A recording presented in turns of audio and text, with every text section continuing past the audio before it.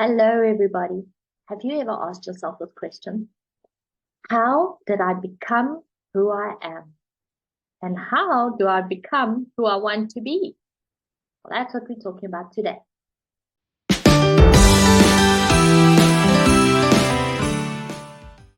Hello, everybody. Welcome back to Creative Click. Today, we're talking about how we became who we are. Now, I want you to ask yourself this question and just for a moment ponder on that. How did I become this person?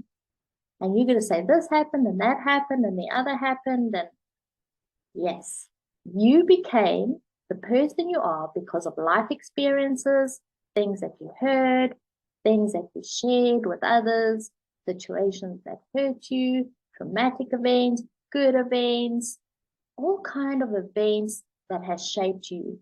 Now, the great thing about that is that we all become individual because no person's story is the same. Now, we can use that story to propel ourselves, or we can use the story to feel sorry for ourselves. At the end of the day, this is how we're finally going to become the person that we want to be. I've got this great friend, and so let me tell you a little bit about her. She is magnificent. I love her to bits. Everything about her is wonderful. She's fantastic kids. She is loving. She's kind. She's beautiful. She's full of energy. She's loving. It's such a treat to be near her. Now, many years ago, she had a situation where her husband cheated on her, and it ended up in a very nasty divorce. And she has this, I want to almost say, motto that men are bad and they cheaters. And this has become her life story. It's become a belief within her. Now, for many, many years, she believed this. And some amazing guys would come into her life. And just like that, she would just do something or say something or shoo them away. And she would just find herself not trusting because of that experience. Have you had an experience that perhaps you're not so trusting anymore, or perhaps you're not willing to give somebody another chance? Have you had an experience that has shaped you in such a way that you've either stopped or gone backwards or moved forward? So I want to ask you, if you want to change, there's a couple of things to do. First, investigate the thought. What is your story? What is the story you tell others? And then ask yourself, with that story, are you moving forward, or are you stagnating, or are you moving backwards? Now, many people, famous people, use their story, find the gift in the situation, learn from it, stepping stones, they use it as stepping stones, and they literally propel themselves into a future that they've always dreamed of. You've heard of the twins that have had the same parents, same upbringing. One's a millionaire, one's living on the street. And when both of them were asked how they got where they are, both of them said, well, my parents were alcoholics. One took the bad situation, life experience and story, and said, I'm not going to be that, and moved past it. And the other one said, well, if they like that, I must be like that, and live the story. We have the ultimate choice in where we're going and what we want to do with our life.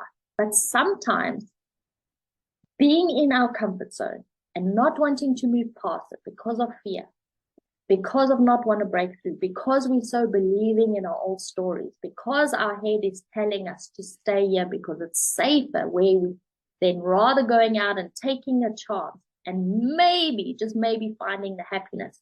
It reminds us of maybe you could go through the same, similar, or even worse situation that you've been in. If you want to break through those barriers, is ask yourself today, what is the gift from that story?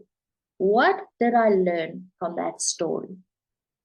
And are you going to paint every person with the same paintbrush that you painted somebody else with from your story?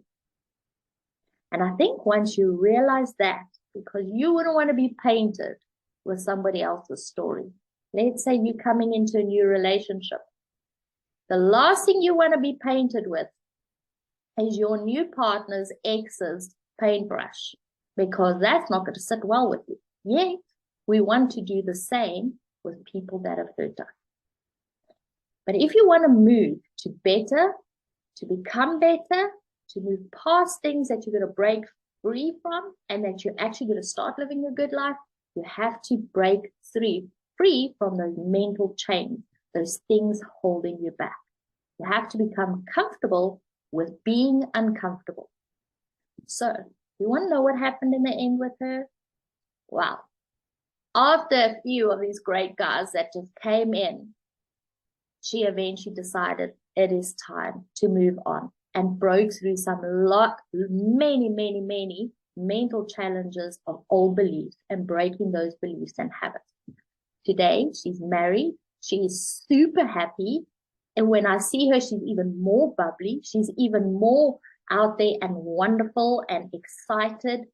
And the relationship is so good. And we had this discussion the other day.